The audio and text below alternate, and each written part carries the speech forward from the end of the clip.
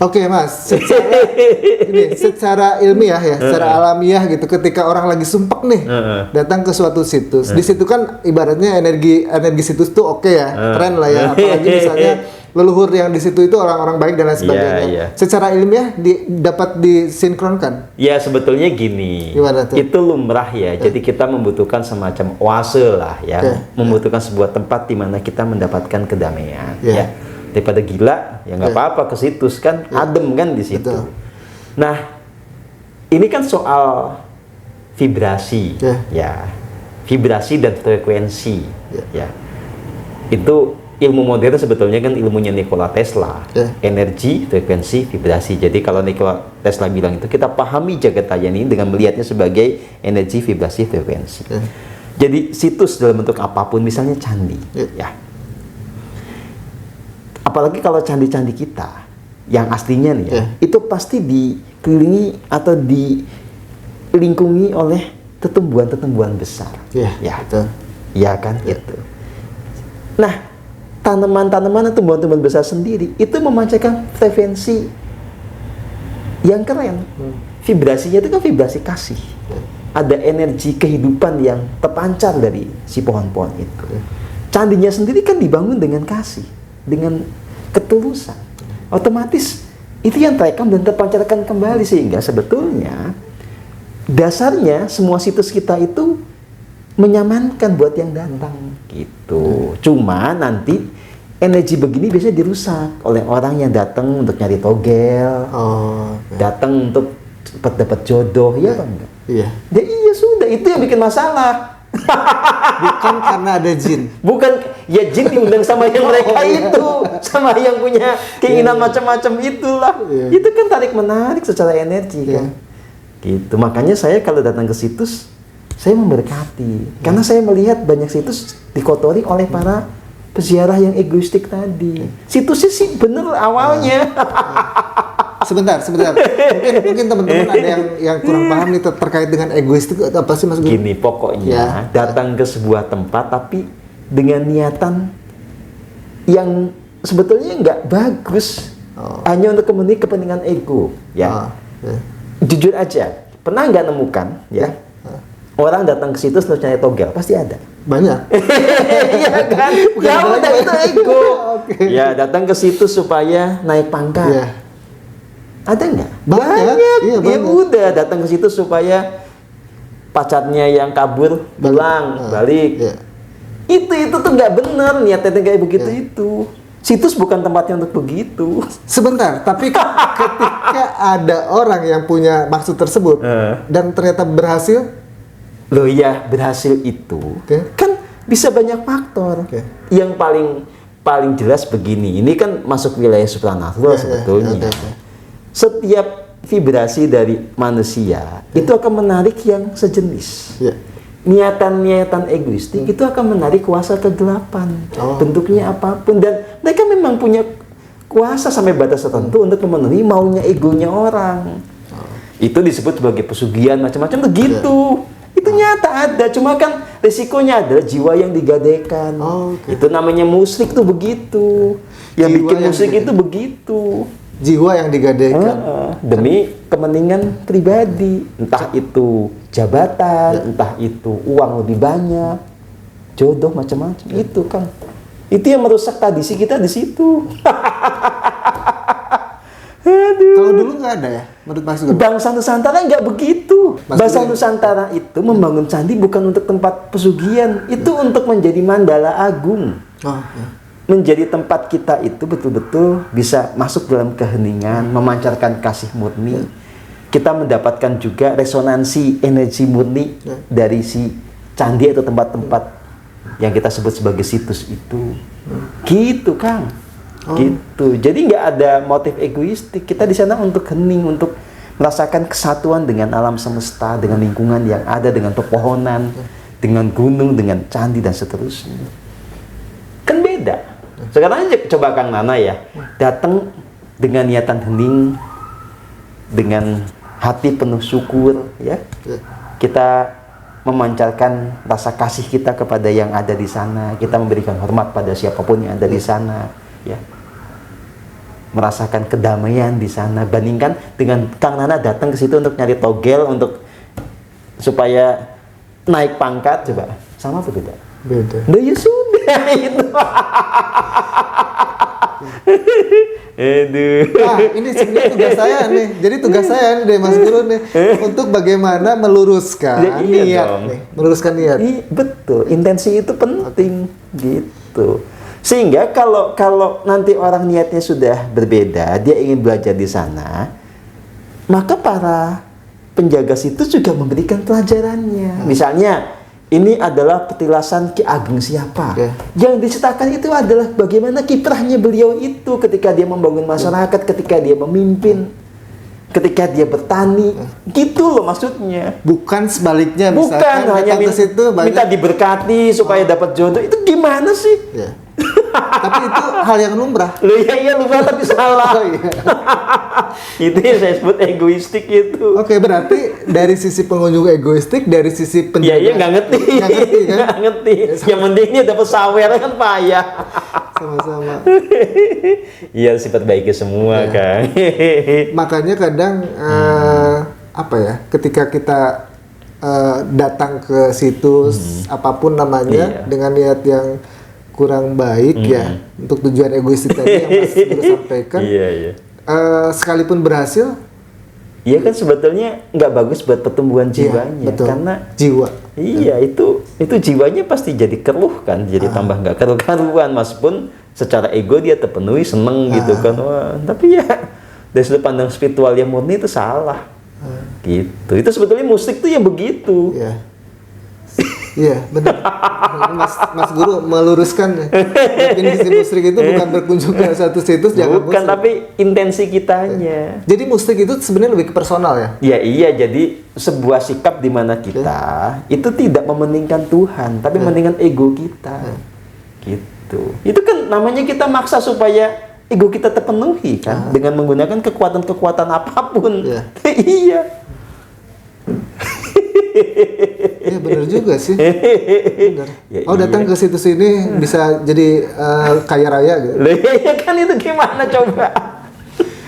Kadang saya kasihan juga ke situsnya gitu. Itu kan penyalahgunaan situs namanya. Penyalahgunaan. Enggak dong. Tapi kalau buat belajar misalnya siapalah gitu ya, tokoh siapa gitu ya, belajar bagaimana cara mereka membangun sebuah komunitas supaya komunitasnya jadi sejahtera, itu baru benar. Nanti itu diterapkan dalam kehidupan sehari-hari. Nah benar apa yang tadi Mas Guru sampaikan. Sebenarnya tugas ya siapapun lah itu juru kunci atau apapun perangkat desa dan lain sebagainya adalah bagaimana sih mengangkat sosok dari tokoh yang terkait dengan sebuah situs tersebut kan? Situs gitu ya, atau sebuah petilasan untuk dikontekstualisasi istilahnya. Masalahnya Mas Guru ketika saya di lapangan itu banyak yang bias. Iya itu tadi, karena yang juru kunci juga kagak ngerti, peziarahnya egoistik. Udah. Jadi tugas Kang Nana ya, kalau emang mau serius ya harus serius beneran lah, diajak gitu ya. Kalau perlu buat uji coba aja Kang Nana di satu situs ya, misalnya apapun bentuknya lah, termasuk situs yang kaitannya dengan tokoh tertentu, misalnya itu dulunya tempat petapa gitu ya, tempat semedi, tempat hening gitu ya. Dibuat satu buku aja atau video menjelaskan tentang tokoh itu dengan segala kiprahnya. Nilai-nilai yang dia pegang tuh apa, misalnya kerja keras, kejujuran, terus cara mereka atau cara tokoh-tokoh itu untuk membangun ekonomi bagaimana, cara tokoh-tokoh itu untuk ya punya hati yang penuh dengan kebajikan bagaimana itu. Jadi orang kesana, oh saya dapat inspirasi tokoh ini. Keren loh. Ini saya baru kepikiran lah. Jadi bukan kesana, Mbah kulo nyuwun nama togel Mbah, ya jangan gitu dong, ya ampun. Apalagi kan pada faktanya kita juga nggak tahu nasib beliau kayak bagaimana kan. Kalau beliau lagi susah, anak cucunya pada begitu kan, le aku ya susah, kamu tambah begini. Berarti ini PR berat ya? Loh ya memang ini berat kan, karena nalar bangsa kita udah rusak lama. nalar yang egoistik akhirnya jadi klinik tuh begitu. Menurut sudut pandang Mas Guru ketika pola itu sudah tercipta ya, mungkin kan Mas Guru sering jalan-jalan nih ke luar negeri deh, yang banyak tempat-tempat bersejarah dalam tanda kutip menghasilkan, secara ekonomi juga lebih meningkat. Indonesia bisa nggak sih Mas Guru? Ya jelas bisa lah ya. Gini ya, sebetulnya pola-pola yang egoistik itu juga di beberapa tempat di negara lain ada. Terutama di negara-negara Asia ya, tetapi memang tidak sevulgar di Indonesia ya.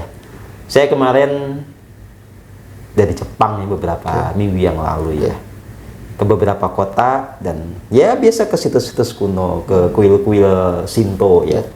Memang kita harus jujur mengakui ya, namanya manusia itu di mana-mana itu egoistik.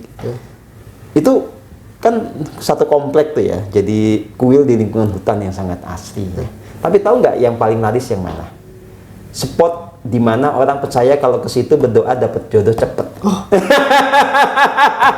Jadi bukan untuk betul-betul hening meresapi suasana indah dan agung pikirnya. Sama kemarin juga saya kemarin itu sebentar. Oh iya, ke Chiang Mai, ke Thailand ya.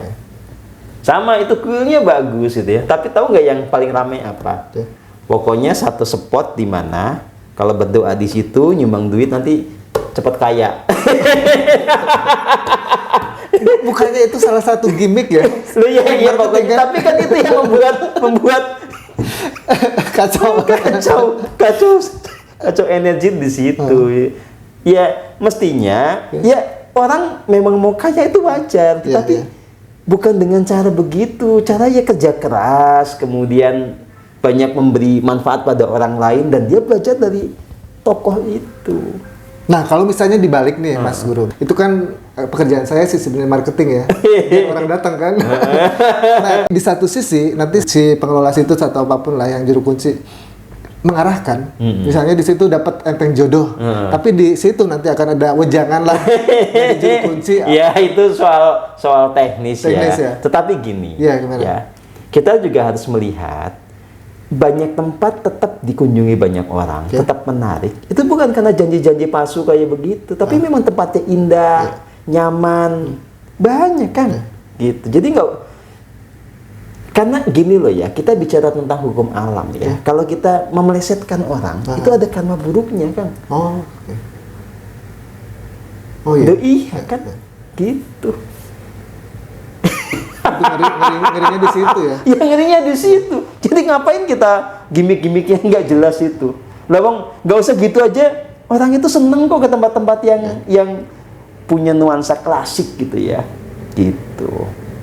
Nah, saya melihat kalau kayak di Eropa, situs-situsnya lebih jernih, lebih murni energinya, karena nggak banyak orang yang kayak gitu. Ya orang datang untuk menikmati suasana yang damai, tenang, merasakan vibrasi dari pepohonan yang memang menyamankan gitu kebanyakan. Kalau mereka mau kaya, mereka kerja keras.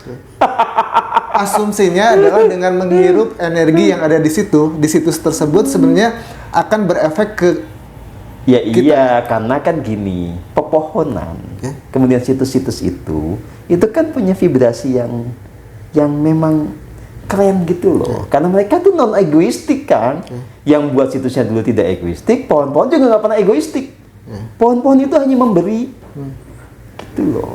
Itu yang membuat kita pasti nyaman. Itu aja udah lebih dari cukup kan.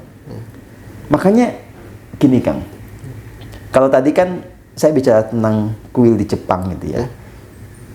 Nah, ini saya bicara tentang pemandangan secara umum ya. Kan di situ tuh kalau nggak ada kuil ya pagoda ya. Kalau nggak ada kuil Shinto maksudnya ada pagoda. Jadi tradisinya kalau nggak Zen, Buddhism sama Shinto. Itu kalau kita berkunjung ke sana ya, betul-betul kita disuguhkan oleh keindahan ya. Bangunannya, terus penataan taman, pohon-pohon. Kita itu kan memang sebagai manusia kan butuh oase, butuh tempat kita ngadem ya.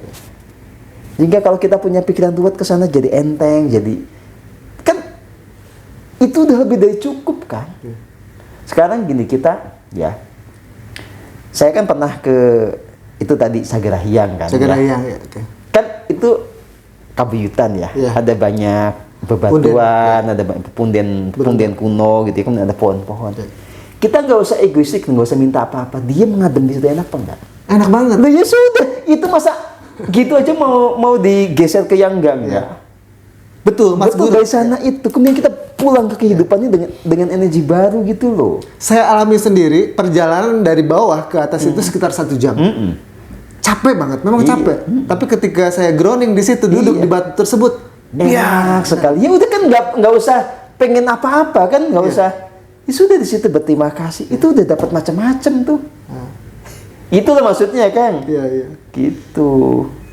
Artinya, nih, pasti ada lanjutannya. Artinya di sini tugas juru kunci. Iya dong. Berat. Mestinya namanya juru kunci. Dia yang punya kunci, bukan hanya kunci membuka pintu itunya, tapi sebetulnya membuka jalan menuju keselamatan. Oke, ini berarti PR saya untuk mengedukasi juru kunci, tugas dari Mas Guru. Tugas agung gitu loh. Iya. Saya berpikir Mas Guru. Bagaimana sih mindset juru kunci itu supaya orang datang ke situs itu bukan ngalap berkah, sekedar itu. Sekedar itu. Karena sebetulnya ya, kita asal tulus, itu pasti sudah diberkati. Nggak mungkin enggak. Ngapain kita ngalap-ngalap nyari-nyari sendiri yang nggak jelas. Dan itu hukum alam loh. Kita di situ jangan buang sampah sembarangan, ngomong dijaga, pelajari apa yang luhur dan agung di situ. Diberkati apa enggak? Diberkati. Dia sudah nggak usah ngalap-ngalap berkah yang egoistik begitu. Sebentar,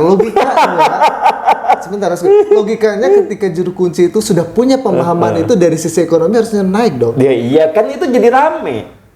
Jadi orang kesana juga kan seneng. Gitu. Ya memang ini tugas berat. Karena kalau enggak nanti stigma bahwa itu tempat musik juga akan menguat kan. Pasti.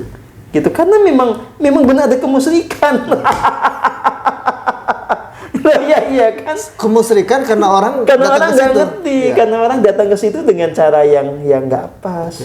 Tapi kalau itu sebagai sebuah tempat di mana kita menikmati keindahan, belajar tentang nilai-nilai luhur, mau dibilang musik dari mana? Kalau sudah tidak ada stigma musik, kan otomatis mau beragama apapun bisa enak datang ke situ. Nggak takut dicap mana mah gitu. Sundanya keluar. Ya gitulah ya. Nah sebenarnya kalau situs itu sebenarnya bisa multifungsi ya, bukan hanya orang tertentu yang ziarah ke situ karena melihat tokoh, bukan ya, tapi lebih ke energi alamnya. Ya macam-macam. Kalau dari tokoh kan kita belajar dari kiprah mereka, tapi dari sisi alamnya kan luar biasa. Misalnya gini ya, saya pernah ke situsnya Ki Ageng Kebokenongo, ya. Itu di Selo namanya. Jadi di titik di antara Gunung Merapi dan Merbabu. Ya. Sebetulnya itu tempat dia dulu bertapa, tempat hening ya. Dikelilingi pohon-pohon besar gitu ya. Cuma orang zaman sekarang suka salah kaprah ya. Yang gitu disebutnya makam. Makam dalam arti kuburan. Itu nggak ada kuburan di situ. Nah, cuma ya biasalah sering salah kaprah. Padahal kalau dibiarkan sebagai tempat untuk hening gitu ya, itu keren sekali kan. Karena pohon gede, tanahnya itu kan lumut gitu loh. Kayak kita duduk di karpet. Itu kalau ngadem enak banget. Ya. Kan yang bikin masalah karena orang kemudian di situ dengan niatan yang nggak beres, karena kita merusak tatanan kan. Gitu. Jadi merusak tatanan itu secara energi maupun secara energi itu secara fisikal. Pada akhirnya kalau begitu orang nanti yang penting dapatkan tujuannya, nanti dia buang sampah sembarangan, nggak ada penghormatan kepada alamnya, gitu loh Kang. Buang rokok sembarangan.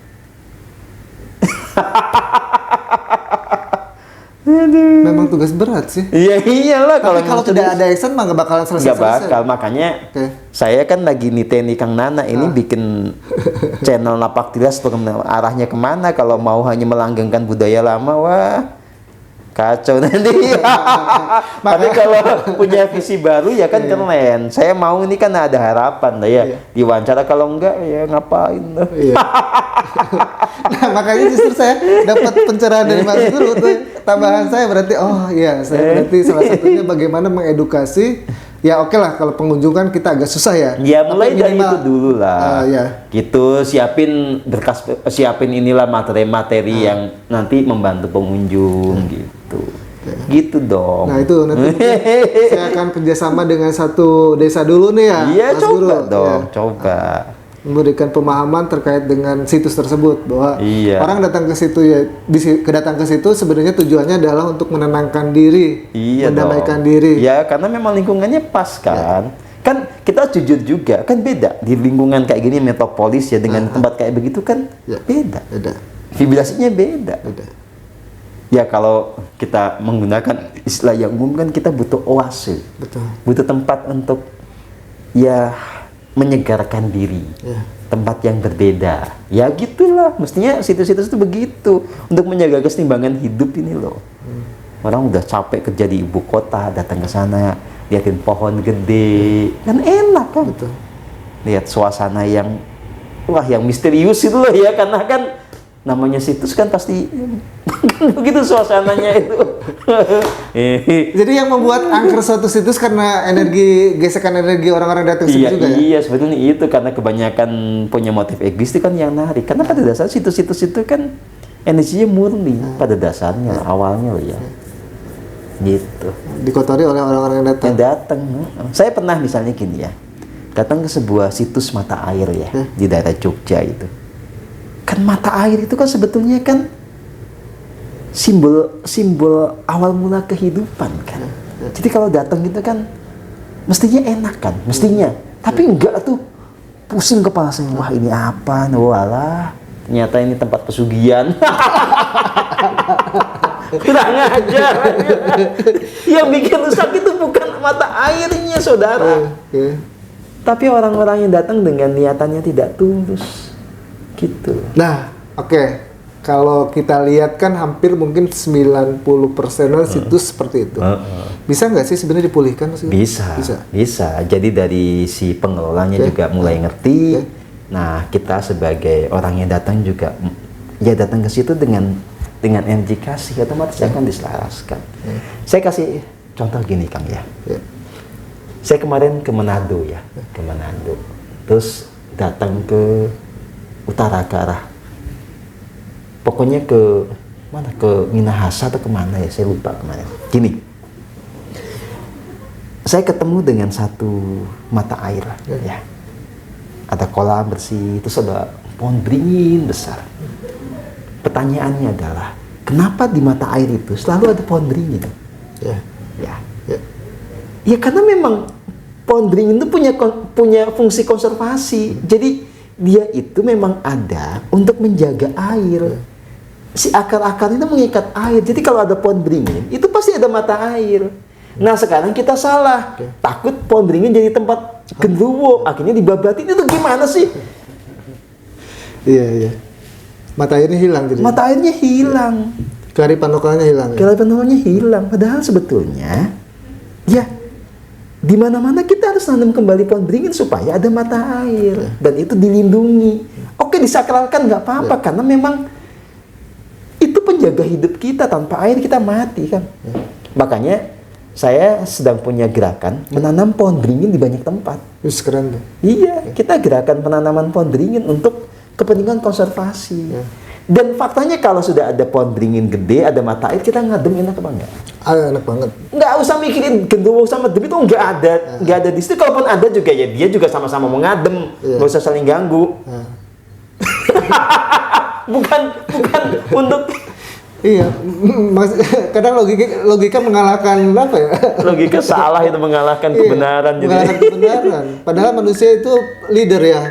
Iya mestinya. Masa mintanya ke genderuwo? Iya gimana sih? Mestinya kita memberkati para genderuwo itulah. Gitu. Aduh.